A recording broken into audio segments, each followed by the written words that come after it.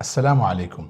الهموم تتنوع وتختلف، ومن أشد الهموم وطأة على الإنسان هم الدين، حتى قالت العرب: الدين هم بالليل ومذلة بالنهار. ولذلك الإسلام شدد كثيرا في مسألة الدين حتى لا يقترض المسلم إلا عند الحاجة. فهل تعلم أن الدين يمنع من مغفرة الذنوب حتى وإن كان هذا المديون مات شهيدا في سبيل الله؟ ففي صحيح مسلم أن رجلا سأل النبي عليه الصلاة والسلام: أرأيت إن قتلت في سبيل الله أتكفر عني خطاياي؟ فقال النبي عليه الصلاة والسلام: نعم، إلا الدين. قد يستغرب البعض ويقول: ليش؟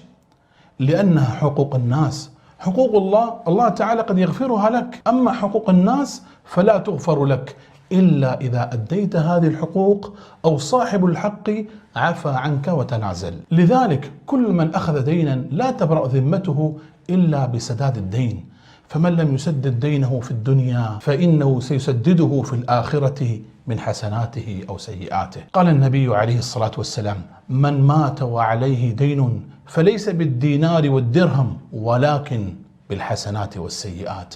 والحديث صحيح صححه الألباني. فمثل هذه الأحاديث تخيف المسلم حتى يتحرز عن أخذ الديون إلا إذا كان محتاجا لها.